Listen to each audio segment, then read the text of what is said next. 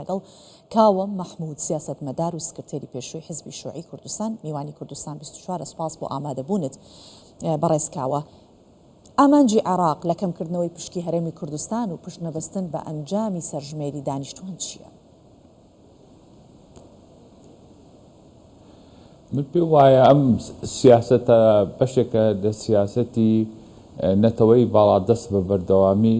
کە نەک تەنها لە ئەزمموی عێراق لە ئەزمموی زۆر وڵات و زۆر دەوڵەتە پەیڕۆیان کردووە و پێم وایە ئەو زانیاری کە لە راپۆرتی پێشوو پێشکەشکرا هەمووی زانیاریەکی ڕاست و دروستن و ڕنگدانەوەی ئەوەیە کە دەوڵەتی عێراق دەیەوێت بە بەردەوامی کوردستان پەراوێزخراو بێنێتەوە و ئەمە ڕنگدانەوەی ئەوەیە کە کارکردن بۆ دەوڵەتی فیدراڵ یان دەوڵەتی هاوڵاتی بوون دارادا نییە و ڕنگدانەوەی ئەو کورتێنانەوە ئەو شکستەیە کە لە پرۆسەی سیاسی عێراقدا هەیە کە لە 2023ەوە دەستی پێ کردووە. لایەنێکی تری پەیوەندی بەوە هەیە کە حکوومەتی عێراق دەیەوێت تێکڕای ئەو گیر و گرفتانەی کە هەیە کە ڕوبەڕووی کورتێنانی دارایی دەبێتەوە دەوێت لەسەر حیسابی بەشدەوەندی خەڵکی کوردستان تێپەڕێنێ. کورتێنانی عێراق زۆر ئێجگار زۆرە و بەشێکی زۆری بودجێ عێراق زیاتر لە 175 بۆ بابەتی خەرجی موچە سەرفەکرێ. کورتێنانەکە زیاتر لە 25 تریلیۆن دینارە زیاتر لە 25 تریلیۆن دینارە و سەرچاوەکانی ئەم کورتێنانە پێم وایە قەیرانێکی ئابووری بۆ دەوڵەتی عێراق دروست کردووە. بەڵام هەروەکو چۆن بڵێن نەتەوەی سەردەست یان تایفەی سەردەست دەوێت قەیرانەکان تێپەڕێنێ دەگەڕێتەوە بۆچی دەگەڕێتەوە بۆ ئەوەی لایەنەکەی تر بچەوسێنێتەوە و هەوڵی پەراوێزکردنی قەیرانەکانی بە هەرێمی کوردستان پێم وایە هەرێمی کوردستان بکا بە قوربانی بۆ قەیرانەکانی بۆ کورتێنانەکانی بێگومان ئەمە بەشێک لەم حاڵەتە کاتی خۆی بۆ نمونە لە مێژوور ڕوویداوە یعنی کاتی خۆی لە گرفتی نێوان ئێرلەندا و ئینگلیز ئەوە بوو کە کاتێک قەیرانی ئابووری لە بۆ نمونە لە ئینگلتەرا ڕوویدا کاتی خۆی لە ساڵەکانی 1970ەکان کۆتایی 1970ەکان ئینگلیز هەستەکەی کرد کە قەیرانەکانی لەڕێگای جوتیارانی ئێرلەندا بەڕێوە بەرێت ئەوانە و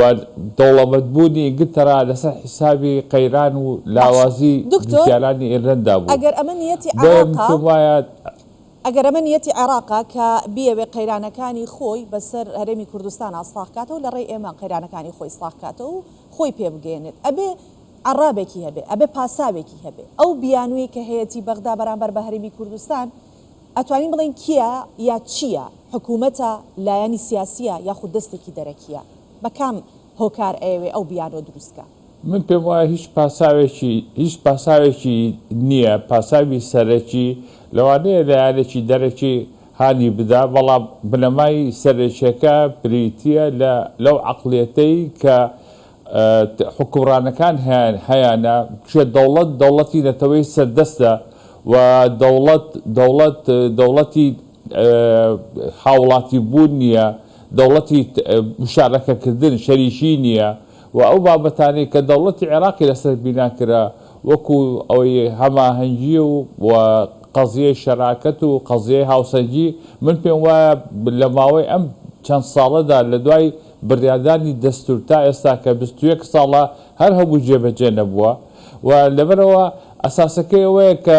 باوەڕ نەبوونە تەنانەت بەو ئامارەی کە خۆی کردوێتی ناوێت جێبەجێ بکە. ئەمە چێکە لە هەرە لە گرفتەکان کە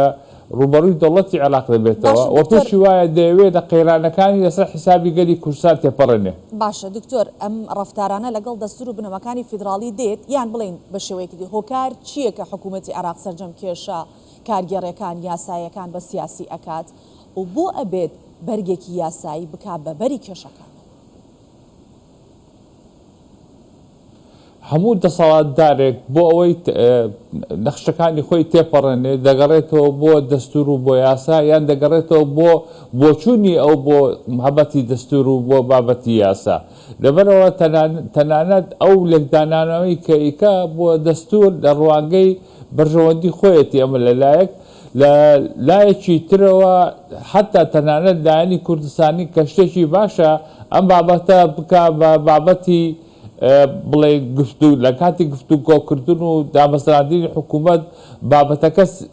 کۆمەڵێک بەرنامەی سیاسی بێ نەک تەنها دابەشکردنی پلەپۆست بێ بەشی کوردستان چییە لە پلەپۆستانە بەڵام لەگەڵ ئەوەشدا من پێم وانییە کە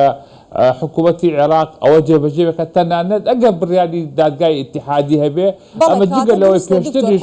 دادگای ئیتیحادی بڕیارەکانی پێم وایە سیاسی بووە باش کاتە حکوومەتی عێراق هیچ کات نەمابینیەوە نە پابەندی سیاست بێ نە پابەندی یاسا بێ نە پابەندی دەستور بێ نە پابەندی ئەو ڕێکەوتنانە بێ کە ئەیکا ئەی باشە هەرێمی کوردستان چۆن مامەڵە لەگەڵ عێراقا بکات و ڕێز لە واژۆکانی خۆی ناگرێت هەرێمی کوردستانە بێت چی بکات؟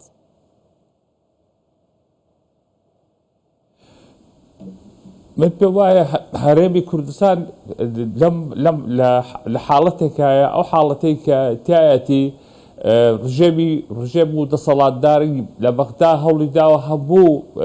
دایانەکان ینی بگرێتە بەر یەکێ لەو لایەنانی کە گرێتە بەر تەنانەت ینی قەناعەت نەبوونە یان جێبەجێ نەکردنی بڕیارەکانی بابەت دادگای ئیتیحادیە ئەمە یەکێکە لەو بابەتە گەورانە و جگە لەوە ئەو هەنگاوانی کە ئەبێ بیگرێتە بەر پێم وایە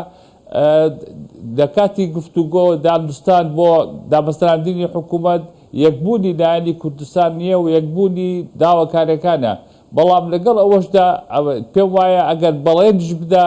وەکو ساڵانی ڕابردوو ئەو بەڵێنانەی جێبەجێ نەکردووە لەبەرەوە جێبەجێکردنی ئەو بەڵێنانە تۆزێ زەحمەتە تێکرای ئەم بابەتە ڕنگدانەوەی ئەوەیە کە فیدراڵیەت بە ڕێگایەکی شکستاروە ڕنگدانەوەی ئەوە کە فیدراڵیەت یان بژاردەی فیدراڵیەت نەیتوانی چارەسەری قەیرانی دەوڵەتی عێراق بکە من پێم وایە ئەم قەیرانە ئەمێنێتەوە و ئەبێ لایەنی کوردستانی بیر لە ڕێگاچارەی سیاسی تر بکاتەوە بۆ هەموو ڕێگاچارەکانیشی لە بەردەمەوە واڵا بێ بۆ ئەوەی کار بکە بۆ ئەوەی ئەم حاڵەتەی کە هەیە لەلایەکەوە ڕای گشتی کوردستانی پێ ئامادە بکرێت بۆ هەموو ئەگەرەکان بەڵام لە لای تریشتەوە قەناعەت بە ڕای گشتی دەوروبەر و ڕای گشتی جیهانی و ناوەدەکانی سەڵاتدارانی جیهانی بکە کە ئەمە ئەم وەسعەیە و قەیرانەکانی دەوڵەتی عێراق کە بەشێکە لە قەیرانی دەوڵەتە هەموو ناوچەکە پێم وایە بەردەوامە بێ ئەگە چارەسەر نەبێ بەڵێ ئەمە سپاس دەکەین دکتۆر کاوە مەحموود سیاسەتمەدار و سکرتێری پێشووی حیزبی شووعی کوردستان میوانی کوردستان 24 بووی سپاس بۆ ئامادەبوونت.